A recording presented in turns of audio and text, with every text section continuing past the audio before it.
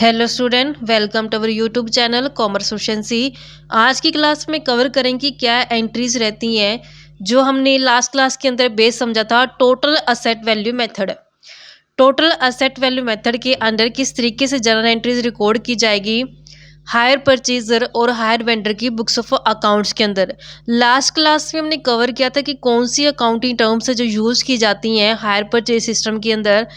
तो last class में हमने कवर कर लिया। अगर अभी तक आपने लास्ट क्लास नहीं देखी, देखे ताकि आपकी स्टडी में कंसिस्टेंसी बनी रहे। अगर अभी तक आपने मेरे यूट्यूब चैनल कॉमर्स एफिशिएंसी को सब्सक्राइब नहीं किया, सब्सक्राइब कीजिए और बेल आइकन जरूर प्रेस कीजिए ताकि जब भी मैं वीडियोस अपलोड करूं सबसे पहले नोटिफिकेशन आपके पास जाए, आप वीडियोस को देखकर आपकी स्टडी बूस्टअप हो।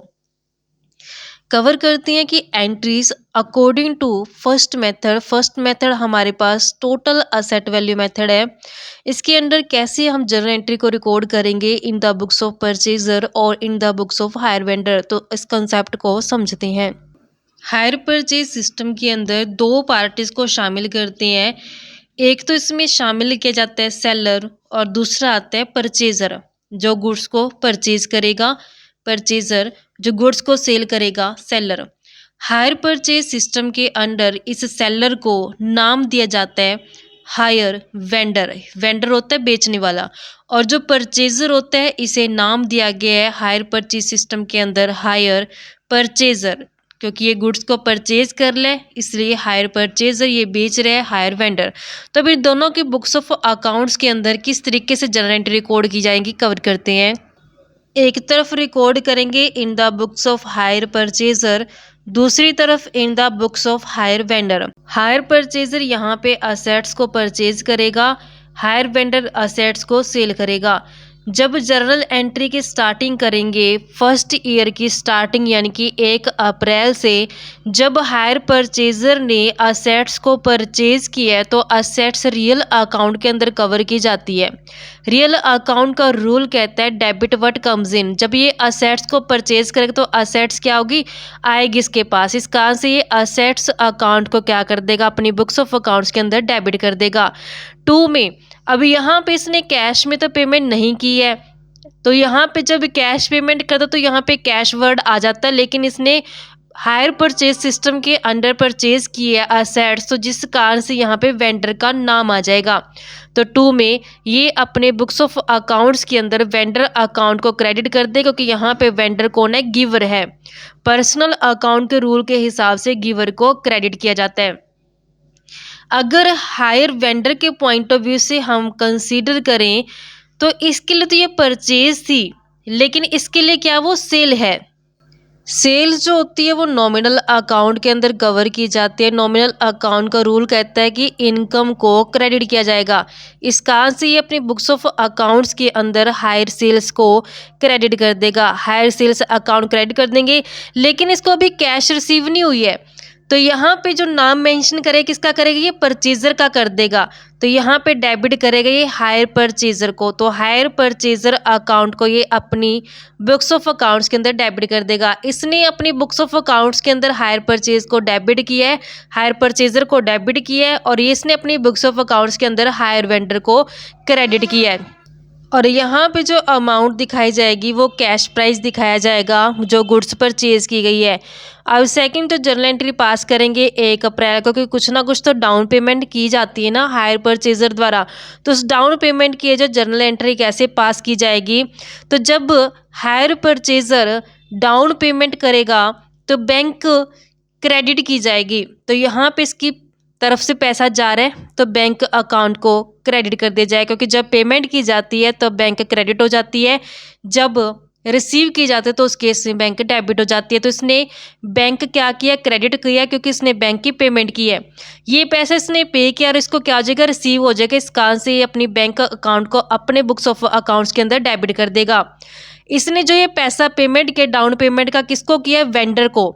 यहाँ पे इसने हायर वेंडर को क्रेडिट किया, जब इसको पेमेंट की जाएगी तो ये रिसीव करेगा, इस कारण से इसको डेबिट कर दिया जाएगा। ये अपनी बुक्स ऑफ अकाउंट्स के अंदर जब दिखाएगा जो बैंक इसको रिसीव हुआ, ये किससे रिसीव हुआ, इसको इस हायर परचेजर से रिसीव हुआ। इस कारण से अपनी बुक्स ऑफ अकाउंट के अंदर हायर परचेजर के अकाउंट को क्रेडिट कर देगा। ये पेमेंट तब की जाती है जब एग्रीमेंट साइन किए जाते हैं।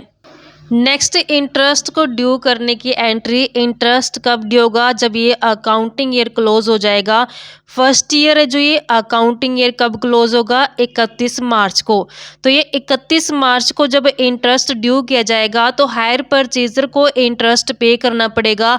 इंटरेस्ट नॉमिनल अकाउंट के अंदर कवर किया जाता है। नॉमिनल अकाउंट कहता है कि एक्सपेंसेस को डेबिट कर दो। इस कारण से अपनी बुक्स ऑफ अकाउंट्स के अंदर इंटरेस्ट अकाउंट को डेबिट कर देगा।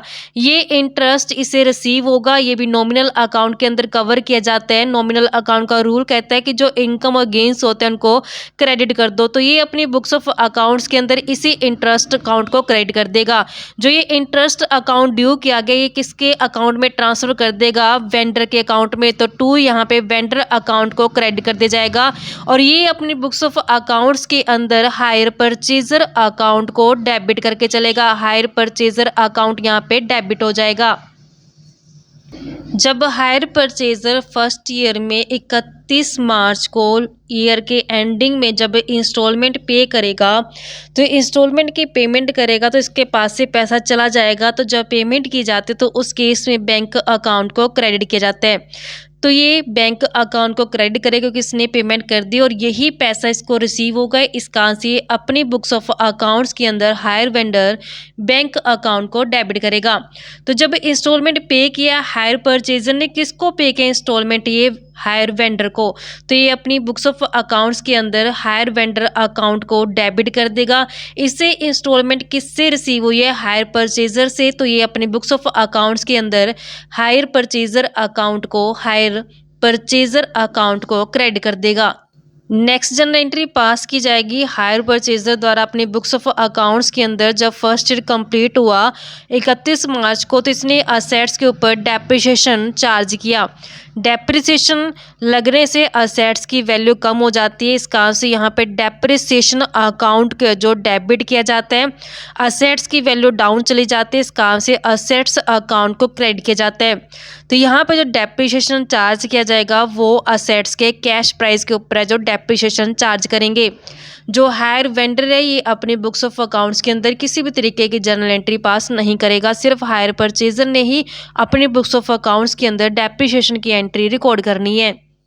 यहाँ पे असेट्स अकाउंट को इसीलिए क्रेडिट किया क्योंकि जब हमने असेट्स को परचेज करने की जर्नल एंट्री पास की थी हायर परचेजर के बुक्स ऑफ अकाउंट्स के अंदर, फर्स्ट जर्नल एंट्री, उसमें हमने असेट्स अकाउंट को डेबिट किया था क्योंकि वहाँ पे असेट्स से जो आई थी, रिसीव की गई थी, रियल अकाउंट के रूल के अंडर हमने जो से डेबिट किया था। यहाँ पे डेप्रिसिएशन लगने के कारण असेट्स की वैल्यू डाउन चली गई है।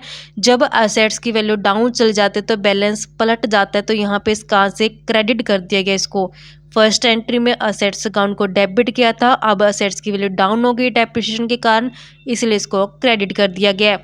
नेक्स्ट 31 मार्च को जर्नल एंट्री पास की जाएगी कि जो भी इंटरेस्ट और जो भी डेप्रिसिएशन यहाँ पे फर्स्ट अकाउंटिंग पीरियड के दौरान दिखाया गया हायर परचेजर द्वारा अपनी बुक्स ऑफ अकाउंट्स के अंदर, वो इंटरेस्ट और डेप्रिसिएशन ट्रांसफ़र कर दिया जाएगा प्रॉफिट एंड लॉस अकाउंट के अंदर हायर परचेजर द्वारा।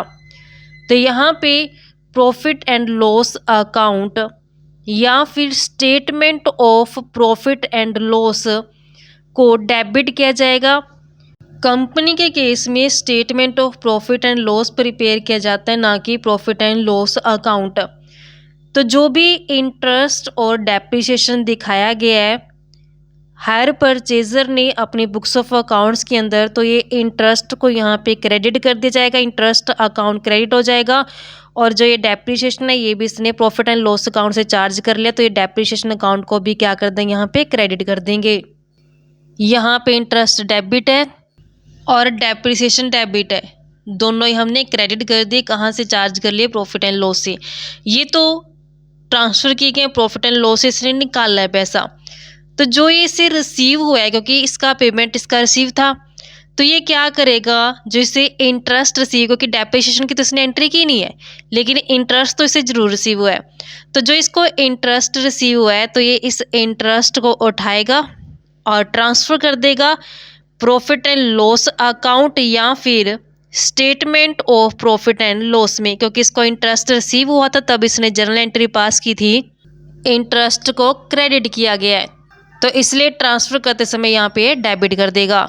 और लास्ट में जो हायर वेंडर है ये हायर सेल्स अकाउंट को ट्रांसफ़र कर देगा ट्रेडिंग अकाउंट के अंदर। तो 31 मार्च को ये अपनी बुक्स ऑफ अकाउंट्स के अंदर एंट्री पास नहीं करेगा, ये हायर सेल्स अकाउंट को डेबिट करेगा और कहाँ ट्रांसफ़र कर देगा, ट्रेडिंग अकाउंट के अंदर ट्रांसफ़र कर देगा। क्योंकि यहाँ पे हायर सेल्स अकाउंट को क्रेडिट किया गया, जब ट्रेडिंग अकाउंट के अंदर इसे ट्रांसफ़र कर दिया जाएगा तो इसे डेबिट कर दिया जाएगा। इसी कारण से यहाँ पे हायर सेल्स अकाउंट को डेबिट किया है और 2 में ट्रेडिंग अकाउंट को क्रेडिट कर दिया, क्योंकि हायर सेल्स को ट्रांसफ़र कर दिया गया ट्रेडिंग अकाउंट के अंदर।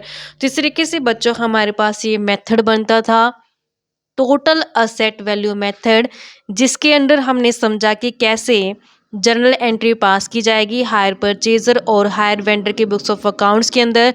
नेक्स्ट क्लास में कवर करेंगे कि कौन से नेसेसरी अकाउंट्स प्रिपेयर किए जाते हैं हायर परचेजर द्वारा और हायर वेंडर द्वारा, और प्रैक्टिकल क्वेश्चन कवर करेंगे कि अगर इंटरेस्ट इंक्लूड किया गया इंस्टॉलमेंट्स के अंदर तो क्या उसका हिसाब रहेगा। ऐसे ही रेगुलर क्लासेस के लिए आप मेरे यूट्यूब चैनल कॉमर्स प्रोफिशिएंसी को सब्सक्राइब, लाइक और शेयर करें। बेल आइकन जरूर प्रेस करें ताकि जब भी मैं न्यू वीडियोस अपलोड करूं सबसे पहले नोटिफिकेशन आपके पास जाए, आप वीडियोस को देखकर आपकी स्टडी बूस्टअप हो।